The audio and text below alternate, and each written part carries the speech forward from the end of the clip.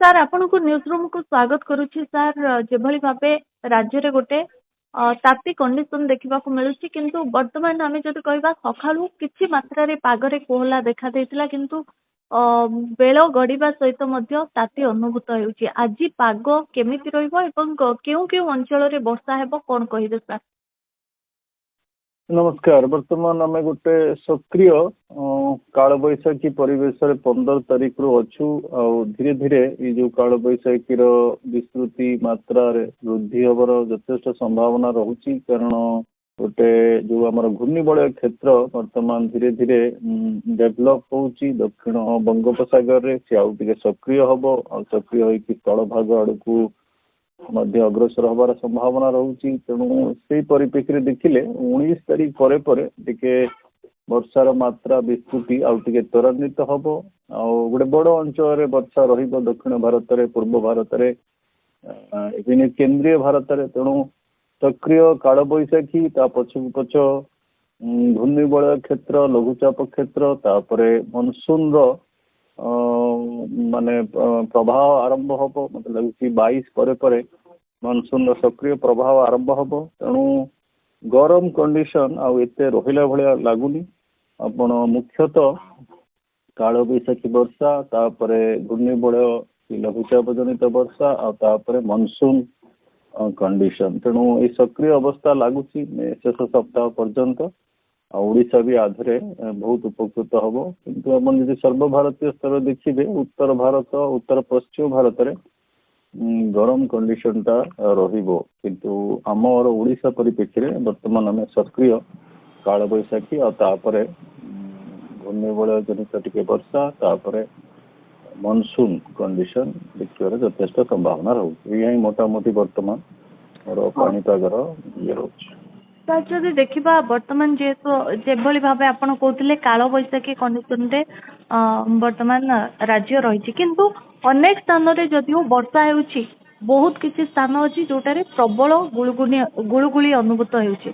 ଆଜି କଥା ଆମେ ଯଦି କହିବା, ଆଜି କେଉଁ କେଉଁ ସ୍ଥାନରେ ବର୍ଷା ହେବ, କେଉଁ କେଉଁ ଜିଲ୍ଲା ଗୁଡ଼ିକରେ, କଣ କହିବେ ସାର୍?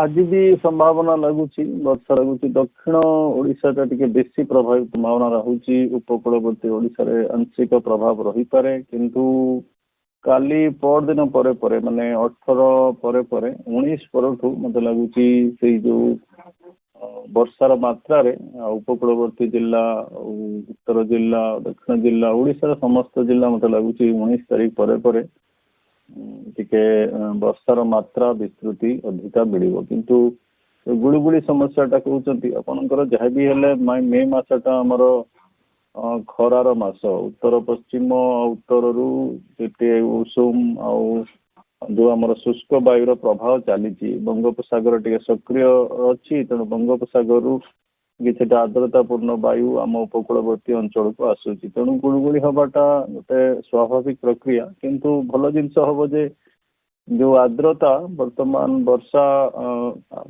ବାୟୁମଣ୍ଡଳ ରହୁଛି ଆଉ ବର୍ଷା ହେଇପାରୁନି, ବାରମ୍ବାର ଏଇ ଯୋଉ ପଛ ସବୁ ବାୟୁର କାରକ ମାନେ ରହିବେ, ତାକୁ ବର୍ଷା କରେଇଦେବେ। ତେଣୁ ମତେ ଲାଗୁଛି 18 ପରେ ପରେ ଗୁଳୁଗୁଳି ସମସ୍ୟା ବି ବହୁତ ମାତ୍ରାରେ କମିଯିବାର ସମ୍ଭାବନା ମତେ ଲାଗୁଛି। କାରଣ 19 ପରେ ପରେ ସକ୍ରିୟ ପରିସ୍ଥିତି ଆସିଯିବ ବଙ୍ଗୋପସାଗରରେ।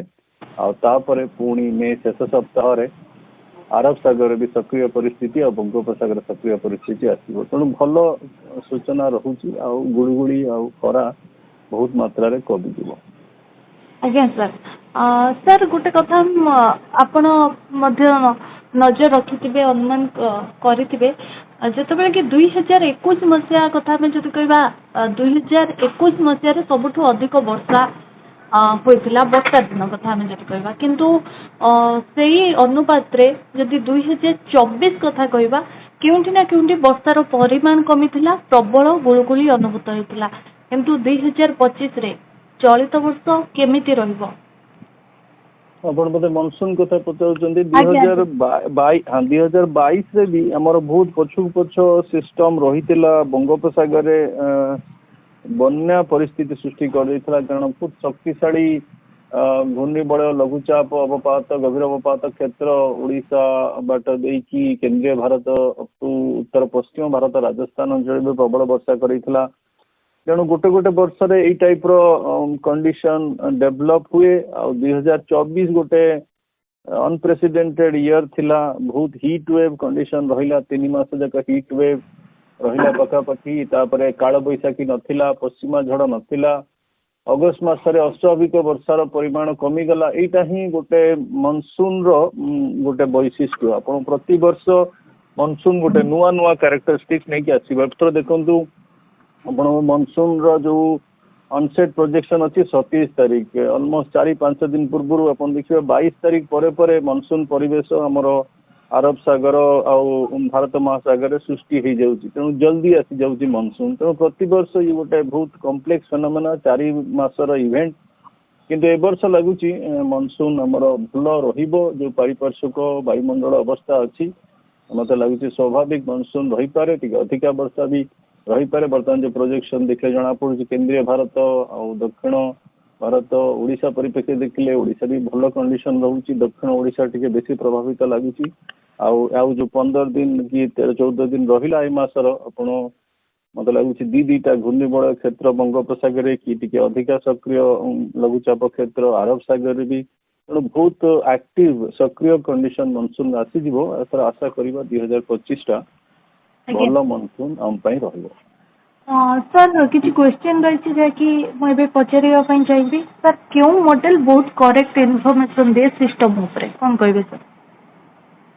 ନାଇଁ, ଆପଣ ଯଦି ଟିକେ ସରଳ ଭାଷାରେ ବୁଝିବାକୁ ଯିବେ, ଆପଣ ପଚାରୁଛନ୍ତି କୋଉ ଗୋଟେ ମେଡିସିନ ଖାଇଲେ ଆପଣଙ୍କର ସର୍ବ ରୋଗ ବ୍ୟାଧି ହେଇଯିବ। ସେମିତି ହୁଏନି। ଆପଣଙ୍କର କୋଉ ରୋଗ ପାଇଁ କି ଗୋଟେ କୋଉ ମେଡିସିନ। ଦ୍ୱିତୀୟ ଜିନିଷ ହେଲା ଆପଣଙ୍କର କୌଣସି ମଡେଲ ଆପଣଙ୍କୁ ସଠିକ ଆକଳନ ଦବ ନାହିଁ। ଆପଣଙ୍କର କିଛିଟା ସଠିକ ରହିବ, କିଛିଟା ଭୁଲ ଇନଫର୍ମେସନ ଦବ। ତେଣୁ ଆପଣଙ୍କର ବହୁତ ଜ୍ଞାନ କୌଶଳ ଆ ଦେହରେ ଇନଭଲ୍ଭ ହବ, ଯୋଉଟା କି ଆପଣ ସଠିକ ଇନଫର୍ମେସନ ଟାକୁ କାଢିବେ ଆଉ ଭୁଲ ଇନଫର୍ମେସନ ଟାକୁ ଇଗ୍ନୋର କରିବେ। ତେଣୁ ଏଥିରେ କୌଣସି ଗୋଟେ ମଡେଲ, କାରଣ କାଳବୈଶାଖୀ କୁ ଗୋଟେ ଭଲ ଜିନିଷ ଦବ, କି କୋଉଟା ମନସୁନ ଦବ, କୋଉଟା ବାତ୍ୟା ପାଇଁକି ଦବ, କୋଉଟା ହେଭି ରେନଫଲ ପାଇଁ ଦବ। ତେଣୁ ବିଭିନ୍ନ ପରିସ୍ଥିତିରେ ମଡେଲ ମାନେ ସବୁ ବିଭିନ୍ନ ପ୍ରୋଜେକ୍ସନ ଦେଇଥାନ୍ତି। କୋଉଟା ଓଡ଼ିଶା ପାଇଁ ଭଲ, କୋଉଟା ଗୁଜରାଟ ପାଇଁ ଭଲ, କୋଉଟା ଆମର ହିମାଳୟ ରିଜନ ପାଇଁ ଭଲ, କୋଉଟା ବଙ୍ଗୋପସାଗର ପାଇଁ ଭଲ। ତେଣୁ ବିଭିନ୍ନ ପ୍ରକାର ତାର ବୈଜ୍ଞାନିକ ଦୃଷ୍ଟିକୋଣ ଅଛି। ତେଣୁ ଗୋଟେ ମଡେଲ କୌଣସି ପ୍ରକାର ସବୁ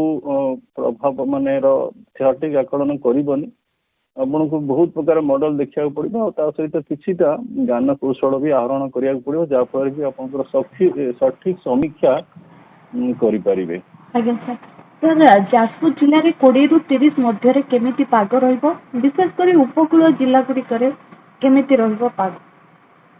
ହଁ, ଉପକୂଳ ଜିଲ୍ଲା ମାନଙ୍କରେ ମତେ ଲାଗୁଛି ଆଜି ଟିକେ ପ୍ରଭାବ କମ ରହିପାରେ। 18 ପରେ ମତେ ଲାଗୁଛି ପ୍ରଭାବଟା ଧୀରେ ଧୀରେ ବଢିବ। ଆପଣ ଯେମିତି କହିଲେ 19 ପରେ, କାରଣ ସେ ଯୋଉ ଘୂର୍ଣ୍ଣିବଳୟ କି ଲଘୁଚାପ କ୍ଷେତ୍ର ଧୀରେ ଧୀରେ ବର୍ତ୍ତମାନ ସଂଗଠିତ ହବ।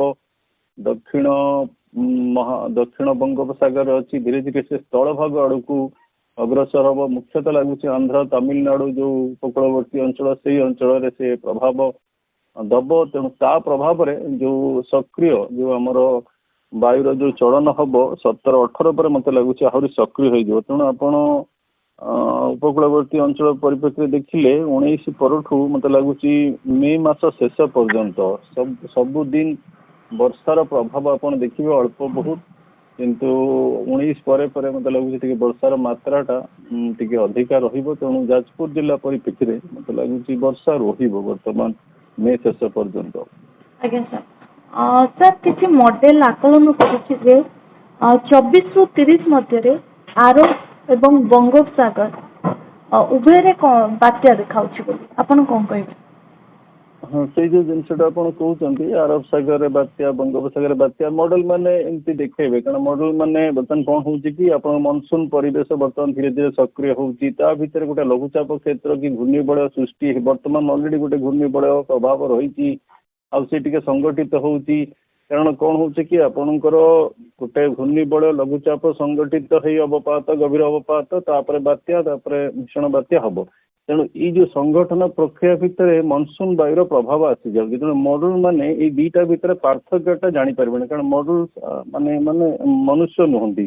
ତେଣୁ ତାଙ୍କର ଯୋଉ ଡାଇନାମିକ୍ସ ଥିବ ସେଥିରେ ବହୁତ ସେପାରେସନ କରିବା ପାଇଁ ଡିଫିକଲ୍ଟ ହେଇଯିବ। ଏଇଥିପାଇଁ ଆପଣ ଦେଖୁଛନ୍ତି ସାଇକ୍ଲୋନ ସବୁ ବନେଇ ଦଉଛନ୍ତି, କିନ୍ତୁ ମତେ କାହିଁ ଆଶା ଲାଗୁନି କିଛି ସାଇକ୍ଲୋନ ର ପରିସ୍ଥିତି ସୃଷ୍ଟି ହବ। ଆରବ ସାଗରରେ ବି ସକ୍ରିୟ ରହିବ, କିନ୍ତୁ ମୋଟାମୋଟି ଆମକୁ ଟିକେ ଅପେକ୍ଷା କରିବାକୁ ପଡିବ ସାଇକ୍ଲୋନ କଣ ହବ କି ନାହିଁ ବର୍ତ୍ତମାନ ମତେ ଲାଗୁନି, କିନ୍ତୁ ଦିଟା ସମୟ ସୀମା ମତେ ମୋଟାମୋଟି ଲାଗୁଛି ଯେତେବେଳେ ସକ୍ରିୟ ଲଘୁଚାପ କି ଘୂର୍ଣ୍ଣିବଳୟ କ୍ଷେତ୍ର ହେଇପାରେ। ଗୋଟେ ହେଲା 17 ରୁ 19 ଆଉ ଗୋଟେ ହେଲା 25 ରୁ 29, କାରଣ 22 ପରେ ପରେ ମତେ ଲାଗୁଛି ମନସୁନ ବାୟୁର ବହୁତ ସକ୍ରିୟ କଣ୍ଡିସନ ଆସିଯିବ। ତେଣୁ ସେ ବାୟୁର ପ୍ରଭାବରେ ଆମେ ତାକୁ କହୁଛୁ ବେଳେ ବେଳେ ଅନସୋର ଅଫସୋର ଭର୍ଟେକ୍ସ ଆରବ ସାଗରରେ ସେ ବେଳେ ବେଳେ ଟିକେ ସଂଗଠିତ ହେଇଯାଏ। ଦେଖିବା ଏ ବର୍ଷ କଣ ହବ, କିନ୍ତୁ ଏହା କହିଲେ ଆରବ ସାଗର ବଙ୍ଗୋପସାଗର ଦିଟା ଯାକ ସକ୍ରିୟ ହେଇଯିବ 25 ପରେ ପରେ, କିନ୍ତୁ ବଙ୍ଗୋପସାଗରଟା ଟିକେ ଅଧିକ ସକ୍ରିୟ ହବ 17 ରୁ 19-20 ସମୟ ସୀମା ଲାଗୁଛି, କିନ୍ତୁ ବାତ୍ୟା ପରିସ୍ଥିତି ମତେ ଅଧିକା କିଛି ଲାଗୁନି। ଆଜ୍ଞା ସାର୍, ଯେମିତିକି ଆପଣ କହୁଥିଲେ 22 ପରେ ଅଧିକ ମୌସୁମୀ ବାୟୁ ଅଧିକ ସକ୍ରିୟ ହୋଇଯିବ, ବହୁତ ବହୁତ ଧନ୍ୟବାଦ ହୋଇଯିବ।